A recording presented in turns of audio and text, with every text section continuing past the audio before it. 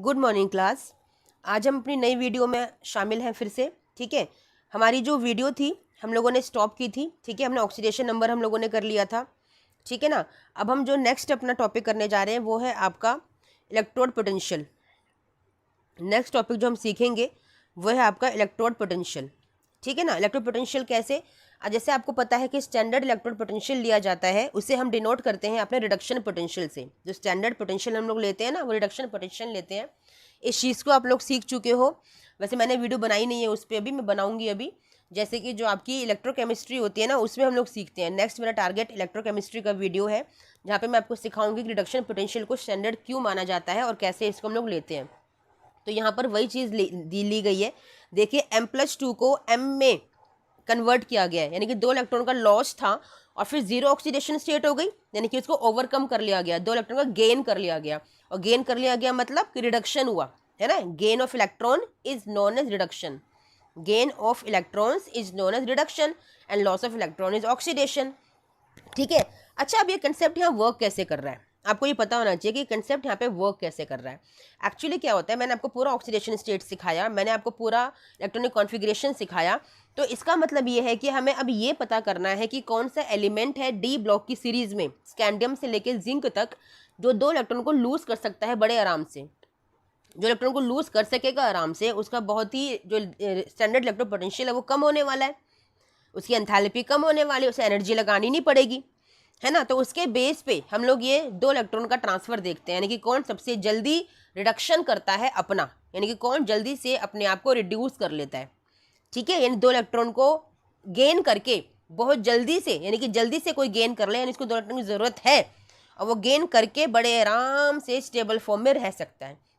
ठीक है, जैसे scandium, titanium, vanadium, chromium, manganese, iron, cobalt, निकल, कॉपर, जिंक। ठीक है ना। और कॉन्फ़िगरेशंस क्या होती हैं इनकी, D1, D2, D3, D4, है ना, D5 से लेके D10 तक होती हैं। अब देखो D कॉन्फ़िगरेशन वाला जो है, D1 कॉन्फ़िगरेशन वाला, उसके पास तो एक ही इलेक्ट्रॉन है, तो उसे 2 इलेक्ट्रॉन से मतलब क्या लेकर, उससे कुछ होने वाला ही नहीं है इसका। D2 के पास ये है, उसको भी कोई फ़र्क नहीं पड़ेगा। D3 के पास ये है, इसको फ़र्क पड़ेगा। देखो ना, 2 इलेक्ट्रॉन अगर इसके पास आ गए, अगर 2 इलेक्ट्रॉन को गेन कर लेता है तो क्या होगा, ये हाफ फिल्ड हो जाएगा, यानी कॉन्फ़िगरेशन इसकी हाफ फिल्ड हो गई, तो ये तो स्टेबल हो गया भाई, ये तो बहुत खुश हो जाएगा, ये तो बहुत खुश हो जाएगा। कौन, वैनेडियम, D3 वाला। तो इसीलिए इस कंसेप्ट को हम लोग ऐसी जगहों पे यूज़ करते हैं, यानी कि किसका रिडक्शन पावर सबसे, यानी कि रिडक्शन पावर की बात करूं, यानी कि कौन जल्दी से रिड्यूस होना चाहता है, यानी कि कौन ऑक्सीडाइजिंग एजेंट सबसे बेटर है। अच्छा, आपको पता है ऑक्सीडाइजिंग एजेंट, रिड्यूसिंग एजेंट क्या होते हैं बच्चा? ऑक्सीडाइजिंग एजेंट, रिड्यूसिंग एजेंट क्या होते हैं? ऑक्सीडाइजिंग एजेंट वो एजेंट होते हैं जो दूसरे को ऑक्सीडाइज करते हैं। एजेंट है ना, सपोज फॉर एन एग्जाम्पल कोई LIC करने जा रहा है, किसी की कोई पॉलिसी करने जा रहा है, तो दूसरे की करेगा ना, कि अपनी पॉलिसी करेगा, घर घर जाके दूसरे की पॉलिसी करेगा, तभी तो वो एजेंट बना है। एजेंट कौन होते हैं, दूसरे का काम करवाते हैं ना, कि अपना खुद का करते हैं। तो ऑक्सीडाइजिंग एजेंट का मतलब दूसरे को ऑक्सीडाइज करेगा, तो खुद क्या होगा, ये खुद होगा रिड्यूस। जो दूसरे को ऑक्सीडाइज कर रहा है अपना रिडक्शन करेगा, समझे।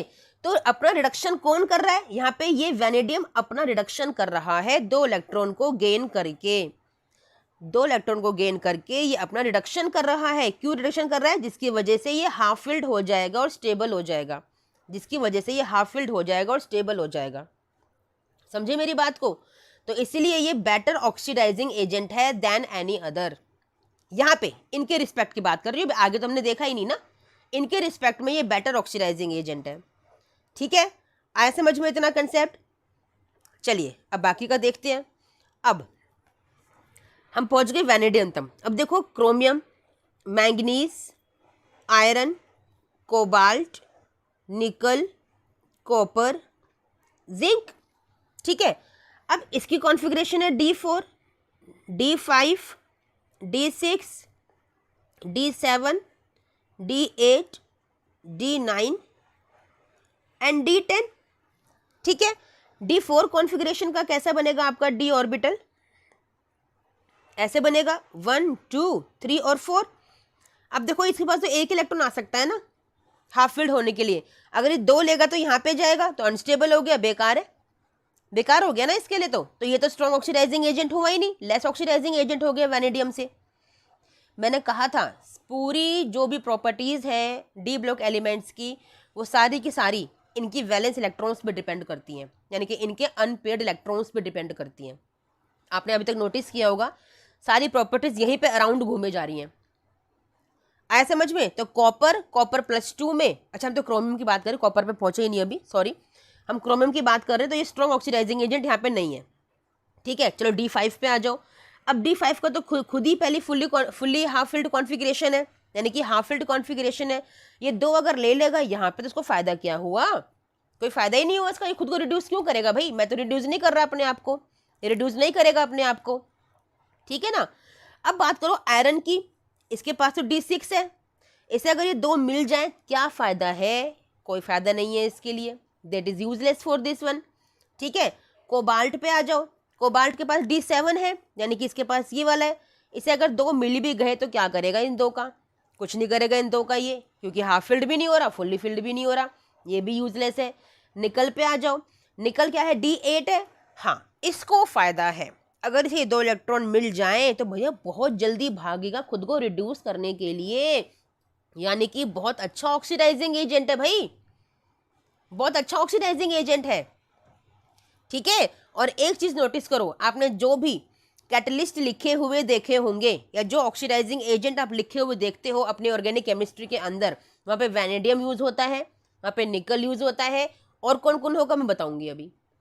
क्यों होता है? क्योंकि वो स्ट्रॉन्ग ऑक्सीडाइजिंग एजेंट होते हैं, बहुत जल्दी से रिड्यूस कर लेते हैं अपने आप को इलेक्ट्रॉन्स को लेकर। यहाँ पे 2 इलेक्ट्रॉन की बात हो रही है, लेकिन खाली ओनली 2 इलेक्ट्रॉन्स की बात हम लोग कर रहे हैं। कॉपर पे आ जाओ। अब कॉपर के पास कितने हैं? कॉपर के पास तो 9 है, यानी कि 6, 7, 8 और 9। इसको क्या फ़ायदा एक लेकर? कोई फ़ायदा नहीं है। और 10 की तो बात ही मत करो, जिंक की तो बात ही मत करो। तो आपने क्या ऑर्डर देखा? आपने क्या ऑर्डर देखा ऑक्सीडाइजिंग एजेंट का? आपने ऑर्डर देखा कि धीरे धीरे करके, पहली बात तो जो दो स्ट्रॉन्ग ऑक्सीडाइजिंग एजेंट आपको मिले वो थे वैनेडियम, और कौन सा निकला? आपका निकल निकला। ये 2 आपको स्ट्रॉन्ग ऑक्सीडाइजिंग एजेंट यहाँ पे मिल गए, ठीक है। अब जब ये 2 स्ट्रॉन्ग ऑक्सीडाइजिंग एजेंट आपको मिल गए, किस केस में मिले? जो कि M+2 से M में बहुत जल्दी होना चाहते हैं, ये वो वाले ऑक्सीडाइजिंग एजेंट हैं। इस ऑक्सीडेशन स्टेट को, यानी कि +2 ऑक्सीडेशन स्टेट को बहुत जल्दी रिमूव करना चाहते हैं और 0 ऑक्सीडेशन स्टेट में आना चाहते हैं, ठीक है। 2 इलेक्ट्रॉन का गेन बड़े आराम से कर सकते हैं ये दोनों के दोनों, ठीक है। आया समझ में इतना कंसेप्ट? चलिए आ गया, ठीक है। अब चलते हैं आगे। इसमें अब आगे आपका कंसेप्ट है, देखिए, वेट, ठीक है। अब चलते हैं इसमें आगे की तरफ।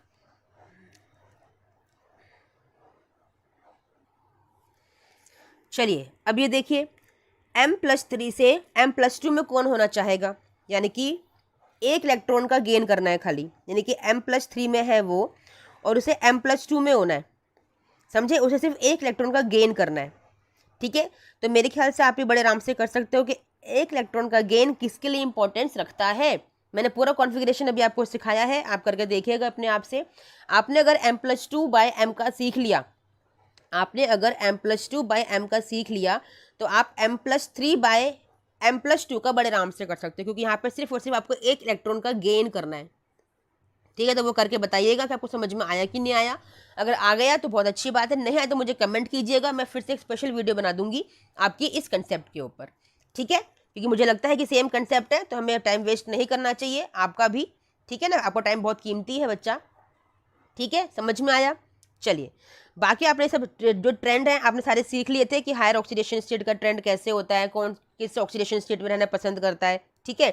बाकी ये टेबल आपको दे रखी है एक, इस टेबल में आपको ये बता रखा है कि हाईएस्ट ऑक्सीडेशन स्टेट में जो हमने शो किया था उसमें कौन कौन स्टेबल होता है और कौन कौन से एलिमेंट वो बनाता है। जैसे टाइटेनियम आपका हैलोजन के साथ बनाता है 4 की ऑक्सीडेशन स्टेट के साथ, +4 की ऑक्सीडेशन स्टेट के साथ। वेनेडियम +5 से बनाता है, क्रोमियम +6 की बनाता है, और मैग्नीज देखो हाईएस्ट +7 तक शो करता है, लेकिन ये सिर्फ और सिर्फ टेट्राफ्लोरो बनाता है क्योंकि उसमें स्टेबल नहीं बनता। रीज़न है बहुत सारे इसके पीछे, बट आपको अभी के लिए जानना ज़रूरी नहीं है, बोर्ड एग्जाम में इतना कोई ऐसा कोई क्वेश्चन नहीं आता वहाँ से, don't waste your time. Knowledge के लिए जानना है तो आप पता कर सकते हो, ठीक है, अदरवाइज अभी के लिए आपको इतना जानना काफ़ी है, ठीक है। नाउ हम लोगों ने एक कंसेप्ट किया था मैग्नेटिक प्रॉपर्टी का, है ना। हमने देखा था कि कोई डायमैग्नेटिक क्यों होता है, कोई पैरामैग्नेटिक क्यों होता है। कोई डायमैग्नेटिक क्यों होता है, जब उसके सारे इलेक्ट्रॉन्स क्या होते हैं, पेयर्ड होते हैं। और कोई पैरामैग्नेटिक कब होता है, पैरामैग्नेटिक कब होता है, जब उसके पास चाहे सिंगल इलेक्ट्रॉन भी हो और वो अनपेयर्ड हो, यानी कि अगर उसके पास अनपेयर्ड इलेक्ट्रॉन्स हैं जिन्होंने पेयरिंग नहीं कर रखी है। पेयरिंग का मतलब ऐसे पेयरिंग नहीं कर रखी है एक सिंगल ऑर्बिटल के अंदर, यानी कि 2 इलेक्ट्रॉन नहीं है अप स्पिन डाउन स्पिन, तो वो अनपेयर्ड कहलाते हैं और वो पैरामैग्नेटिक की तरह बिहेव करते हैं, ठीक है। और जो पैरामैग्नेटिक होते हैं ना, उनके लिए आपके पास ये फॉर्मूला है, mu is equal to square root of n+2। n क्या है, n is your number of unpaired electrons. कितने अनपेयर्ड इलेक्ट्रॉन्स हैं वो यहाँ पे सबमिट करके, वो यहाँ फिल करके आप किसी का मैग्नेटिक मूवमेंट पता कर सकते हो। म्यू क्या होता है, मैग्नेटिक मूवमेंट, इसकी यूनिट होती है बोर मैग्नेटॉन। बोर एक साइंटिस्ट थे हमारे, उन्होंने ये कंसेप्ट दिया था बोर मैग्नेटॉन म्यू का, ठीक है ना, मैग्नेटिक मूवमेंट का, जिन्होंने ये फॉर्मूला डिज़ाइन किया था और हमें बताया था कि हम किसी के अनपेयर्ड नंबर ऑफ इलेक्ट्रॉन्स को फिल करके हम किसी भी पर्टिकुलर एटम का, स्पीशी का हम मैग्नेटिक मूवमेंट पता कर सकते हैं, ठीक है। फॉर एन एग्जाम्पल मैं बताती हूँ अभी कैसे कर सकते हैं इस फॉर्मूले का यूज़, क्योंकि इंपॉर्टेंट है। आपका आगे कोऑर्डिनेशन केमिस्ट्री का चैप्टर आने वाला है जहाँ इंपॉर्टेंट है, इस चीज़ को आपको पता होना चाहिए, ठीक है। देखो सपोज कीजिए आपके पास, हमने सबसे पहले स्कैंडियम लिया, इसका D1 कॉन्फ़िगरेशन होता है, तो अनपेयर्ड इलेक्ट्रॉन कितने हैं इसके पास, एक अनपेयर्ड इलेक्ट्रॉन है।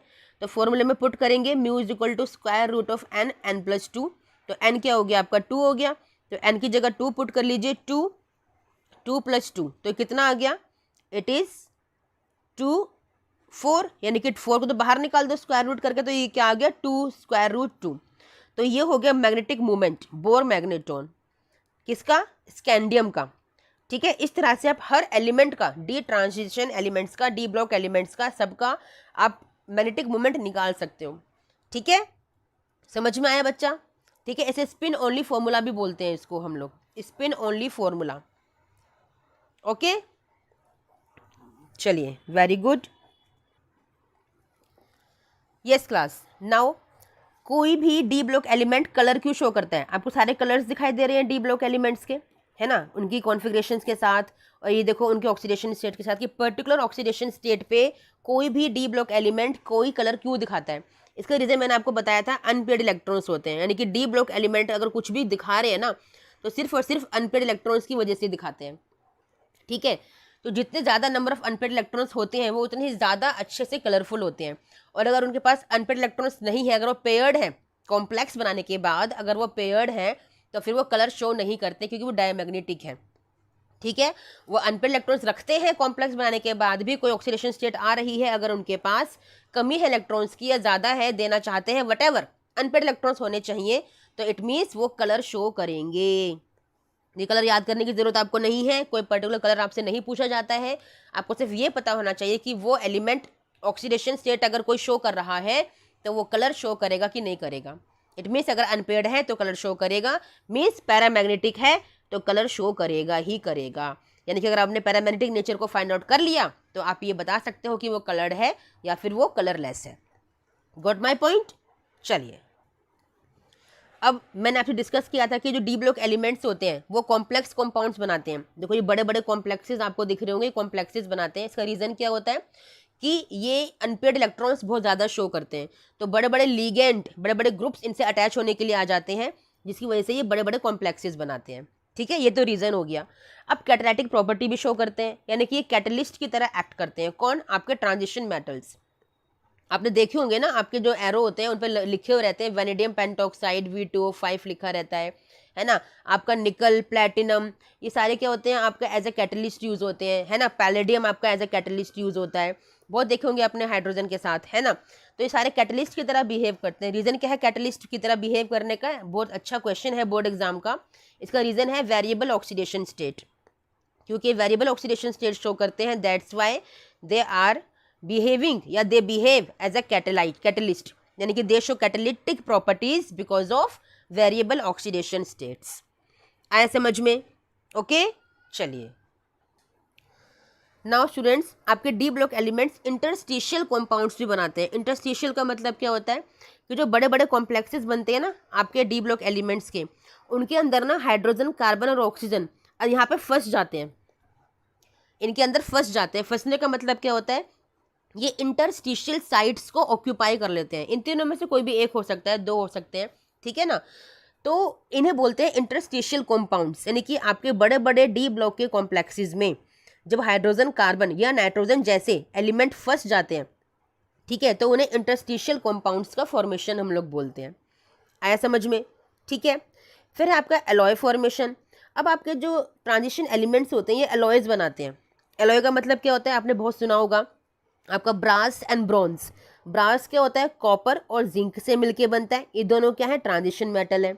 ब्रॉन्ज कैसे बनता है, कॉपर और टिन से बनता है, ये भी आपके क्या है, आपके ट्रांजिशन मेटल्स हैं। तो यानी कि ट्रांजिशन मेटल्स आपके एलॉयज बनाने के काम आते हैं, ठीक है। एलॉयज क्या होते हैं, मेटल मेटल से बनेंगे या फिर मेटल नॉन मेटल से बनेंगे। कभी भी नॉन मेटल और नॉन मेटल एलॉय नहीं बना सकता, क्यों, आपको प्रॉपर्टीज बहुत अच्छे से पता है, इसलिए ये नहीं बना सकता। तो यही दोनों जो है आपके एलॉयज का फॉर्मेशन करते हैं, ठीक है स्टूडेंट्स। ओके चलिए, वेरी गुड। आज की वीडियो के लिए इतना ही हम लोग रखते हैं। नेक्स्ट वीडियो में हम नेक्स्ट कंसेप्ट को स्टार्ट करेंगे, ठीक है। अभी चैप्टर कंप्लीट नहीं हुआ है हमारा, ये वाला थोड़ा सा लेंथी चैप्टर है।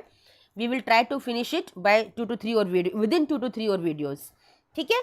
चलिए, थैंक यू, बाय बेटा।